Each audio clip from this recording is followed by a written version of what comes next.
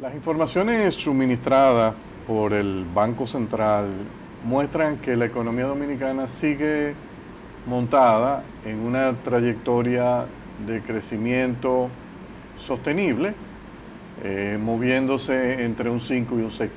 En el primer trimestre, el crecimiento estimado por el Banco Central fue de 5.7%. Si uno se mueve al año 2008, encuentra que ahí el crecimiento fue 6,6%. Claro, este fue un momento donde hubo un poco más de inestabilidad en los precios de los combustibles, pero a pesar de eso tuvimos un periodo de gran estabilidad del tipo de cambio. Parte de la desaceleración, en cierto sentido, Jackie, no sé qué tú piensas, pero yo creo que permitió mejorar un poco la sensación de fluidez en el mercado de divisas, lo que en años anteriores a veces uno percibía como un mercado cambiario un poco tenso, que la gente se quejaba de que no había la liquidez suficiente, la fluidez suficiente. Uno no ha escuchado mucho en este año 2019, en los primeros 3-4 meses, que ese fenómeno se ha presentado. O sea, el mercado está bastante fluido y con un tipo de cambio arrojando unos niveles de depreciación todavía mucho más bajos que lo que ha sido la tradición. O sea, llevamos un ritmo de devaluación que, si las cosas siguen como van, podría terminar en un 2% de depreciación en el año completo, que es prácticamente por debajo de la mitad, o sea, como la mitad de lo que ha sido la depreciación promedio en los últimos años.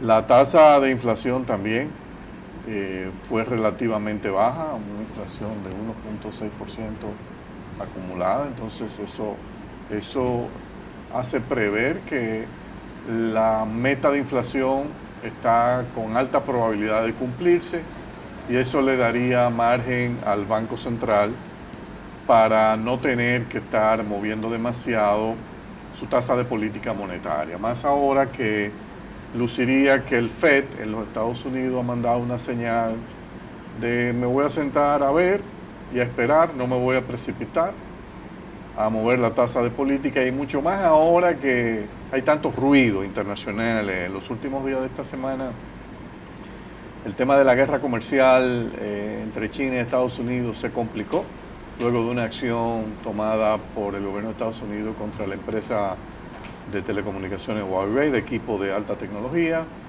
Y entonces la reacción aparente y transmitida a través de unos blogs en medios de prensa del Estado chino, donde dejan entrever el descontento y la falta de credibilidad y de commitment que ellos perciben en el gobierno norteamericano, en el sentido de sentarse seriamente a hacer una negociación sensata de un acuerdo comercial. El crecimiento, regresando al tema del crecimiento, de nuevo República Dominicana lideró toda la región en materia de crecimiento económico durante el primer trimestre del año. O sea, el próximo lugar lo ocupó Bolivia, 4.2%, Panamá 3.7%, y después Honduras, Colombia en la vecindad de 2.8%, Guatemala 2.5%, al igual que El Salvador. Hay países, incluso Chile 1.5%, Perú 1.8%. Perú está pagando un alto precio por todos los problemas que han tenido con la paralización de proyectos grandes de infraestructura física, y eso le ha restado mucha capacidad de crecimiento a esa economía. ¿Cuáles fueron los sectores que, según el Banco Central, lideraron la marcha de la economía? De nuevo, construcción, uno lo nota, un sector que sigue siendo bastante dinámico, con un crecimiento en el primer trimestre de 12.5%, energía y agua, 11.7%. Recordemos que en este primer trimestre Punta Catalina comenzó ya a partir de marzo a entrar con una generación un poco más importante, y ya en el mes de abril se va a ver, abril y mayo, cuando la unidad 1 sea finalmente entregada, que esto va a ser un aporte significativo en la generación. Claro, esto va a generar que otros generadores transitoriamente o permanentemente tengan que salir. Está entrando el mercado spot, Punta Catalina, ¿verdad? Sí, bueno, Catalina, ellos tienen un mecanismo donde la energía que ellos tienen, la sede la están comprando sin ningún tipo de problema. Yo creo que hay un acuerdo semi-informal de cómo es la transacción entre ella y la sede. Yo entiendo que la energía que ellos están vertiendo, ellos tienen un precio preacordado con la sede que es bastante saludable, un precio bastante bueno para la sede, y es como que existiría un PPA informal. ¿Y eso no está, o sea, no hay todavía ellos no acaban de formalizar? La información que uno tiene es que de cara a la transacción que el gobierno dominicano está tratando de ejecutar este año con la asesoría de la empresa Guggenheim, es de terminar cuanto antes de armar el PPA, que ese PPA, que probablemente va a ser un PPA a 30 años, esas son plantas que generalmente pueden lidiar con un PPA de largo tiempo, que sirva de soporte a toda la transacción que se va a montar para la operación de venta de la mitad de las acciones de Punta Catalina. Pero hasta donde yo entiendo, ese PPA todavía formalmente no se ha firmado. O sea, yo sé que se han estado en discusiones para ver cómo las sedes lo van a firmar. Hay un tema ahí que es una pena que en el país la palabra garantía soberana, ya aquí, tenga tan mala connotación. Porque realmente si hay un PPA que se beneficiaría de tener una garantía soberana, porque hablemos claro, ese PPA va a tener una garantía soberana implícita. ¿Por qué digo que es implícita? Bueno, porque la energía que las sedes no cobren de Punta Catalina a los clientes, el Estado la va a pagar. Como lo ha estado pagando en los últimos 15 años a los demás generadores privados. Consecuencia, de hecho, hay una garantía soberana, porque no es verdad que el Estado va a dejar de pasar ese subsidio. Entonces, si esa es la realidad, uno se pregunta, bueno, ¿y por qué entonces no hacerla explícita y darle la garantía explícita? Porque eso permitiría que ese PPA de soporte facilitaría de manera considerable la transacción que Guggenheim le está queriendo estructurar al gobierno. Estas transacciones generalmente es una combinación de deuda de la empresa con equity para la empresa, porque a nadie que tenga dos dedos de frente se le puede ocurrir que lo sensato y que lo inteligente en el caso de la transacción que se quisiera hacer de Catalina es ir únicamente a buscar equity, o sea, 1.000, 1.200, 1.250, lo que quieran buscar. No, la idea es ir a colocarle deuda a Catalina, con lo cual el monto a colocar del equity, que sería el 50, el 51% de lo que quede, unos 700 millones, son 350 millones. Eso permite que el equity pueda tener un nivel de rentabilidad, o sea, cuando tú inviertes solamente eso, tú te apalancas en esa deuda y tú puedes operar con un mayor nivel de retorno. Y eso lo hace mucho más atractivo y aumenta el menú de posibles empresas interesadas. Entonces, ese es un tema que yo sé que va a estar pendiente. Aquí hablar de que se le dé a ese PPA de Punta Catalina una garantía soberana es impensable, pero recordemos, si la idea es que esa empresa pueda emitir deuda, si la pudiese emitir con una garantía soberana, no olvidemos lo que voy a decir ahora, implica que la curva de rendimiento que aplica es la curva de la deuda soberana. Y si le emiten una deuda a 10 años, eso quiere decir que Catalina podría colocar deuda en la vecindad del 5%. Entonces, tú colocándole deuda a Catalina al 5%, los costos al cual tú puedes fijar el PPA caen sensiblemente porque tú no necesitas tanto margen para hacerte de una carga financiera enorme. Ahora, si tú le dices, no, vete sin garantía soberana, y los mercados dicen, ah, no, pero entonces yo le tengo que subir 3 puntos, 3 puntos y medio, eso me genera que eso se lo voy yo a tener que transmitir al precio monómico que finalmente se acuerde con la sede y le hago daño a la sede. Entonces, simplemente por un efecto de complejo que tenemos a veces los dominicanos, no queremos llamar las cosas como son. El sector eléctrico entero está operando con una garantía soberana implícita del Estado dominicano. En el caso de Catalina, yo recomendaría que se discuta la posibilidad de hacer esa garantía explícita como una forma de facilitar la colocación de deuda. Pero volviendo sobre los demás temas, minería 6.3%, finanzas sigue muy bien, el sector financiero creciendo 9.5%, después transporte y almacenamiento 6.2%. A mí me chocó ya aquí ver que el sector de telecomunicaciones, de comunicaciones cayó 0.2%. Y conversando con algunos entendidos me dicen 0.7 cayó. 0.7, que ahí pudo haber incidido toda esta discusión que ha habido con lo del Blue Max y el impacto que ha tenido en las empresas de telecomunicaciones por gente que se ha dado de baja en la compra de los servicios de televisión por cable. Yo no tengo realmente elementos de juicio para decir si eso es correcto o no, pero uno cada día escucha que más gente está contratando esos servicios de Blue Max, que parece ser que es algo relativamente ilegal, pero la gente está loca con eso. Entonces eso es algo que el Indotel, yo entiendo que ha tomado la decisión correcta cuando dice vamos a investigar, y si eso es así, eso va a haber que suspenderlo. Pero es algo para tener en cuenta. El turismo 5%, zona franca 3% y comercio 2.6%. El comercio lo que parece estar reflejando no es la venta de los supermercados, no es la venta de automóviles, pero la venta, parece ser que el nivel promedio de los precios de los combustibles en el primer trimestre del año bajó, pero las cantidades no cayeron. O sea, tú dices, bueno, ¿y qué pasó? Que el Banco Central le está dando que el comercio bajó tanto. O sea, el crecimiento es de apenas 2.6% y tú tienes las ventas de supermercados y la venta de automóviles creciendo varias veces ese porcentaje. No sé qué te parece. Mira, cuando tú ves, es interesante el desempeño sectorial. ¿Por qué? Mira, hay otros indicadores, Andy, que cuando tú lo analizas te dan evidentemente una sensación de que la economía está un poquito desacelerada.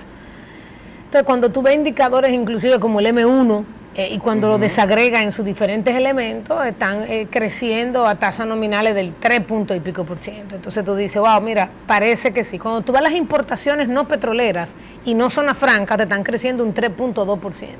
Cuando tú la desagregas, entonces la de bienes de consumo te están creciendo un 2 punto y pico %. Entonces, obviamente, cuando tú ves el crecimiento de las importaciones, el crecimiento de las importaciones, por un lado, te está diciendo, mira, quizá la cosa no es tan bien. No, y lo que decíamos ahorita de la misma baja inflación, fluidez que uno ve en el mercado cambiario es un reflejo de que la demanda de divisa no es la misma y entonces te puede estar reflejando menor nivel de actividad. Y de hecho, hay sectores críticos en reflejarte el menor nivel de actividad. Mira, el comercio creció 7.8 el primer trimestre del año pasado, 2.6 este trimestre. Sí. La manufactura local, 6.3, 2.2 este trimestre. Tú te vas a salud, 8.6, 3.9 este trimestre también. El mismo telecomunicaciones se desaceleró a nivel de crecimiento económico. Agropecuario, de 6.2 a 3.6. Pero me choca ya aquí, por ejemplo, cuando tú desagregas el comercio y te vas a los datos de la DGI, que la DGI, tú ves combustible, te cae en la venta 6.3%. Sí, que es más o menos una caída por el precio. O sea, que tú no puedes decir que el comercio se desactivó. Habría que ver qué pasó con las cantidades. Vehículos subió 5.7%. En el enero, 5.7. Marzo contra enero, marzo. Pero 5.7 nominal. Nominal. Real. Vehículo. Bueno, real sin inflación. 4%. No, pero sin ¿qué inflación? No sé. 1 punto y pico, ¿no? Claro, si tú creces 5.7 es como casi un 4%. Un 4. Supermercado, 9.1%. Pues un crecimiento de cerca de 7%. Real de lo que se le declara a la DGI. Tú podrás decir, no, pero es que están obligando a que me declare mejor. Pues es una posibilidad también. Sí, que ha venido sucediendo. Sí, entonces, pero tú tienes razón, o sea, habría que ver, al principio uno vio en algunos restaurantes una baja afluencia a principios de año y habría que ver cuáles son las razones que no sé si tú la has indagado, de qué es lo que puede estar pasando para que hayamos bajado de 6.6 a 5.7. No es una caída dramática, pero también en la economía global mostró señales de desaceleramiento. Sí. Y de hecho, el mismo Estados Unidos creció 3.2, pero fue una acumulación de inventario. Tú sabes, Andy, que una de las debilidades que yo creo que nosotros podemos trabajar en las mejoras de esas estadísticas es que nosotros hoy en día no sabemos qué parte de algunos de estos incrementos pueden venir por acumulación de inventario. O sea, obviamente que cuando uno ve el PIB calculado por el Banco Central, aunque este número sale del índice mensual de actividad económica, que ve un poquito más la demanda que la oferta, ciertamente, pero ellos van acumulando datos de oferta y entonces ahí tendríamos que ver, porque mira la construcción se aceleró, uno de los sectores más grandes de la economía, por eso no cayó más. O sea, porque tuvo el sector construcción, que es un 10%. Creció un 12%. Un 12.5%, entonces eso obviamente que te ayudó a tener esto. Transporte se quedó igual, y el tema de hoteles, bares y restaurantes, que también permaneció relativamente bueno, que si tú separas, yo creo que ese 5, si tú separas hoteles de bares y restaurantes, tú tendrías un hotel creciendo más rápido, claramente. Y bares y restaurantes un poquito más. Y bares y restaurantes un poquito más bajo. La verdad es que otras actividades de servicio, que también es un buen indicador, mira que te da 5.2. Y eso es interesante, porque otras actividades de servicio, para mí también es un buen indicador de actividad económica como tal, ¿verdad? Es claramente un indicador de demanda de no transables. Claro. Que en el caso de la DGI, mira qué interesante, en el caso de la DGI, el tema de no transables es más difícil, es donde hay más evasión.